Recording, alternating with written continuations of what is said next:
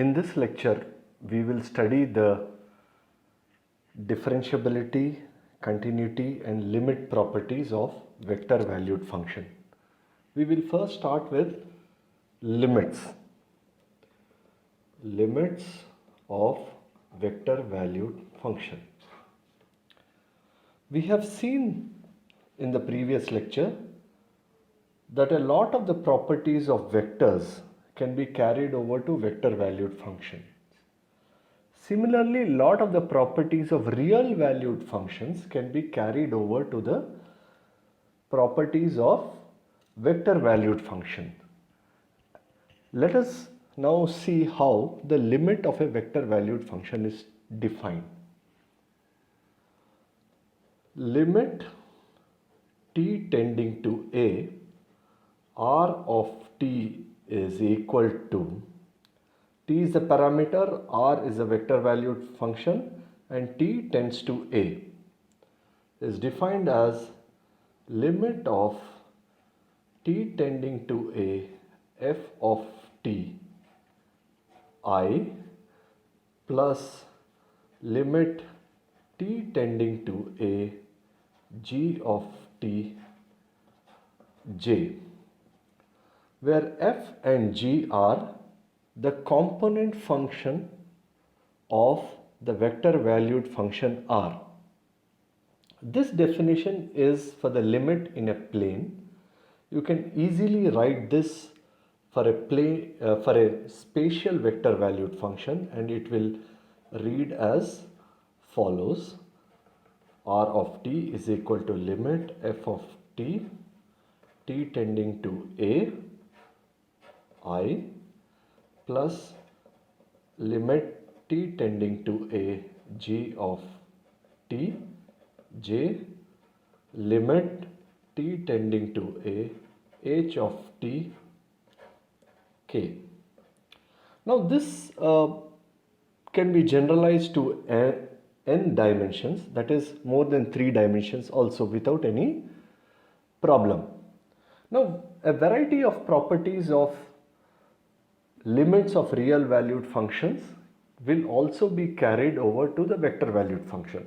I'll give you an example. Suppose you have two vector valued functions r1 of t and r2 of t. We want to find out the limit of sum of these two. Let us do that, or difference of these two. Then we can write it as limit t tending to a r1 of t plus minus r2 of t.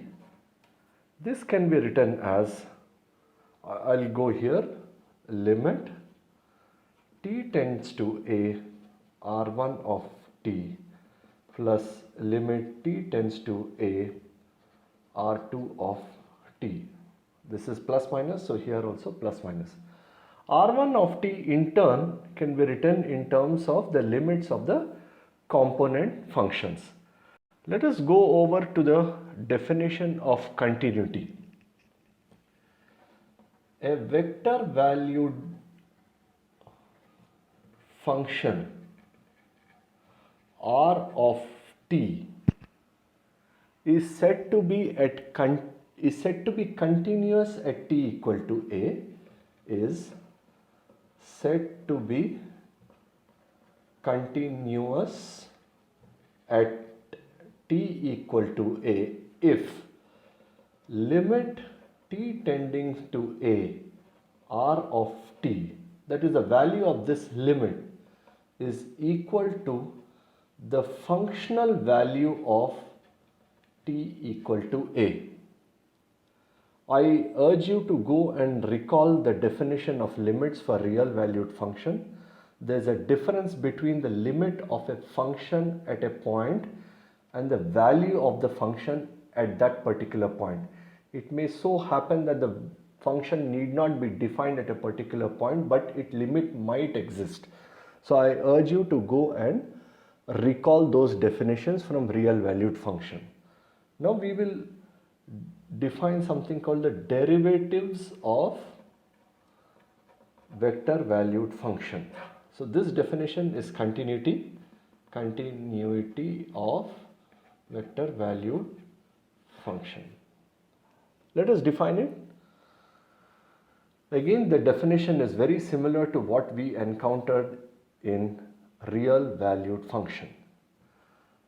So R derivative of t, the derivative is indicated by a prime on the symbol. R prime of t is defined as limit delta t tending to 0 R of t plus delta t minus R of t divided by delta of t. If this limit exists, that is the limit on the right hand side exists, then we can say that the derivative at t equal to 0 exists. Now let us see how this definition translates to the component function. I will give the result without a proof, it is very easy. R prime of t is equal to, now here on the right hand side we will use the properties of the limits. So this can be written as limit delta t tending to 0.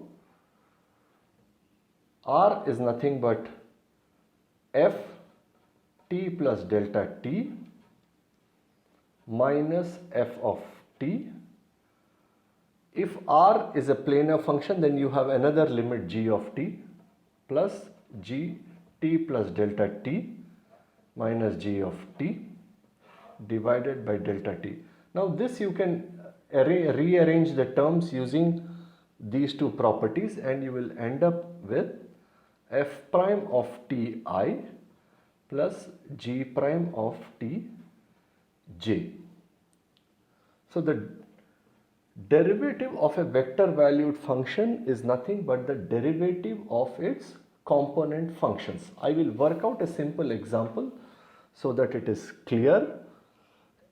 Examples. Consider a vector valued function given by R of t equal to ti plus t square plus 2j. You are asked to find out what is the derivative of this vector valued function. We have seen that the derivative is nothing but the derivative of the component functions. What are the component functions? F of t equal to t, g of t equal to t square plus 2.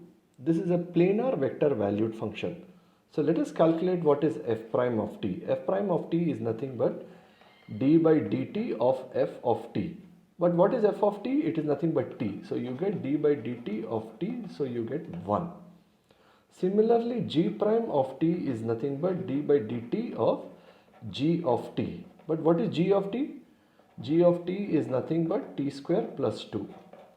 If you take derivative of this, you get 2t. So therefore, g prime of t is equal to 2t. So therefore, r prime of t, derivative of the vector valued function r prime of t is nothing but f prime of t, which is 1. So you get a I plus g prime of t, which is nothing but 2t. You get 2t of j. Similarly, you can calculate derivatives of higher order vector valued functions. Now you can ask, what is the value of this particular derivative at some particular value of t? Let us say t equal to 1. So r prime t equal to 1 is equal to I. Substitute 1 wherever t occurs. So 2 into 1 is 2, 2j. Let us look at another example. Example 2. And here we will use higher order derivatives. That is, if you want to find the double derivative of the vector valued function, how will you do? Again, it is very similar to what you have done in your real valued function. So let us take this time a spatial vector valued function. R of t is equal to cos ti plus sin tj plus 2t of k. Now let us find out r prime of t. Let us also find out r double prime of t. So how will you go about it? Again, identify the component functions. F of t is nothing but cos t. G of t is nothing but sin t. H of t is nothing but 2t. What is r prime of t? R prime of t is nothing but f prime of t plus g prime of t plus h prime of t. So let us calculate. F prime of t is nothing but derivative of cos t is minus sin t. Derivative of g of t is nothing but derivative of sin t, which is nothing but cos t. Derivative of h of t, h prime of t is 2. So therefore r prime of t is nothing but minus sin t I plus cos t j plus 2k. Now all that is there is to find out what is the double derivative. So double derivative of t. Now whatever answer you have got here, now for this answer, these are the component functions, and if you take derivative of these component functions, you will get the double derivative. So let's do that. Derivative of sin t is nothing but cos t. There is a minus, so I can write it as cos t of I. Derivative of cos t is nothing but minus sin t j. Now 2 is a constant, and the usual rule of derivative of a constant equal to 0 will apply. So therefore this becomes 0. Therefore the final answer is minus cos t I minus sin t j plus 0. You need not write the 0. I hope you have understood how to take derivatives. In the next class, I will show you various properties of derivatives of vector valued functions, and we will work out a couple of examples using those properties of the derivatives.